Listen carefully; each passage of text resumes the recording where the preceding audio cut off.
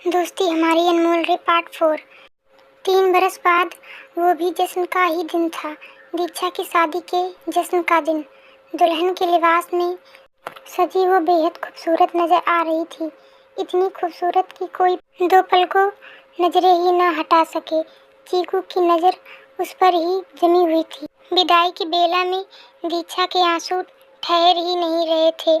सब कुछ पीछे छूटता चला जा रहा था। शायद पहले जैसा अब कुछ भी ना रहे। माँ बाबा से लिपटकर वह फूट फूट कर रोने लगी। उसके आंसू देखकर चीकू की आंखें भी नम हो गईं।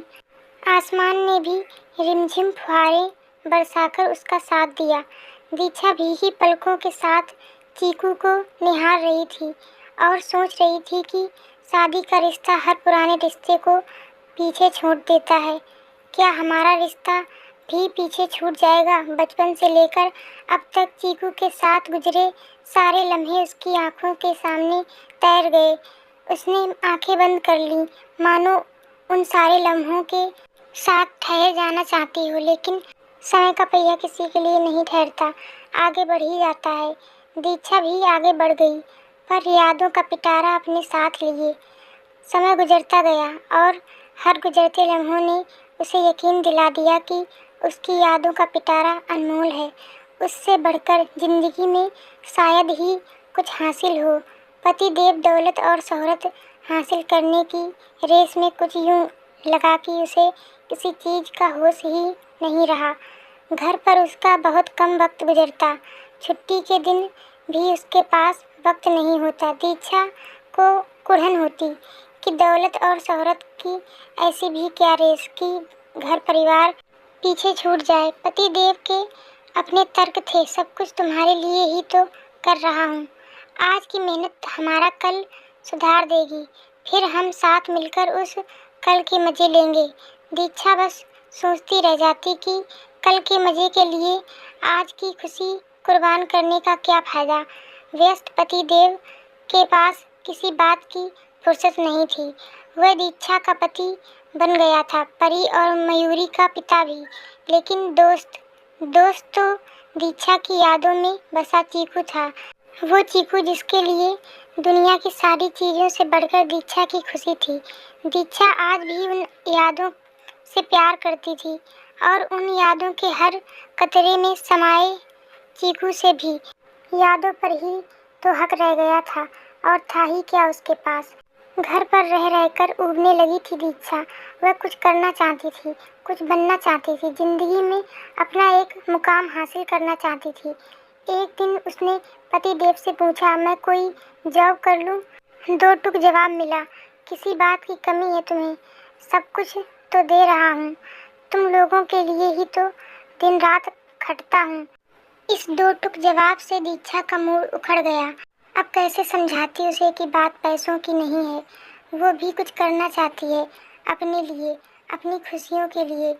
लेकिन सामने वाला हर बात को अपनी ईगो पर ले ले तो वो कह भी क्या पाए।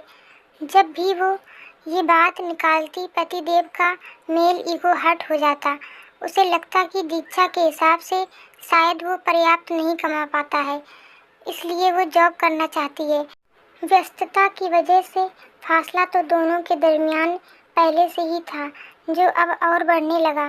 झगड़े होने लगे, कई कई दिनों तक अबोला रहने लगा। एक दिन दीक्षा ने सोचा कि बाहर ना सही, वह घर पर ही रहकर कुछ करेगी। वैसे भी अब वो दौर नहीं रहा जब कुछ करने के लिए घर से बाहर निकलना ज़रूरी हो। दीक्षा ने अपना एक ब्लॉग शुरू कर लिया और उसमें लेख लिखने लगी। इस बारे में उसने पति देव को भनक लगने नहीं दी। अब वह अपने ब्लॉग के लिए नए नए आइडियाज़ सोचने में, उन पर रिसर्च करने में और उन पर लेख लिखने में व्यस्त रहा करती। ब्लॉग सक्सेसफुल रहा। कुछ ही महीनों में ट्रैफिक आ गया। ट्रैफिक आने पर सराहना भी मिली, प्रोत्साहन भी मिला और इनकम भी। ब्लॉग शुरू करने का असर उसके मूड पर भी हुआ। वो खुश रहने लगी। खुश रहने का असर पति देव के साथ रिश्तों पर भी पड़ा। दूरियां कम हुई हो या नहीं, रोज रोज के झगड़े जरूर बंद हो गए।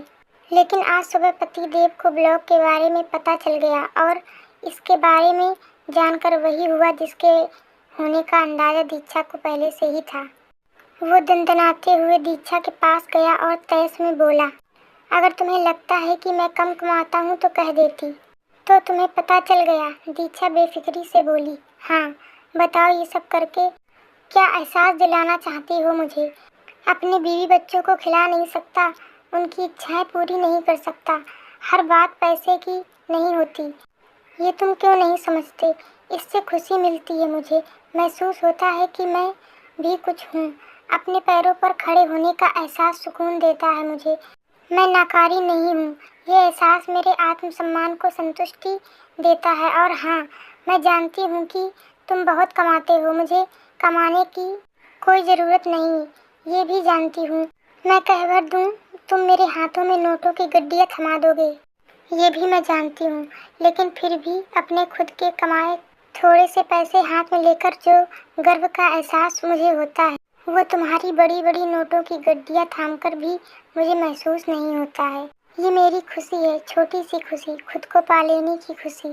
क्या तुमसे मेरी इतनी सी भी खुशी बर्दाश्त नहीं होती? क्या तुम इतना भी नहीं समझ सकते? वो खामोश हो गया। दीक्षा आंखों में आंसू भरकर बोली, दोस्त होते तो समझते ना, मेरी खुशी में खुश होते। पति होना इसलिए ईगो आ जाता है तुम्हारा। ये सुनकर वो वैसे ही दंदनाते हुए बाहर निकल गया जैसे आया था। काफी देर तक वो लॉन में ठहरा रहा, फिर तैयार होकर बिना खाए पिए ही ऑफिस के लिए निकल गया।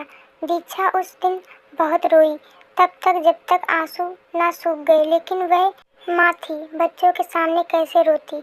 उनके स्कूल से आने पर उसने खुद को संभाल लिया। उनको खाना खिलाकर और होमवर्क करवाकर वह बरामदे में बैठ गई और पुरानी यादों के भंवर में डूबती उतरती रही। क्या दीक्षा का दोस्त फिर मिलेगा उसको? जानने के लिए देखिए अगला भाग।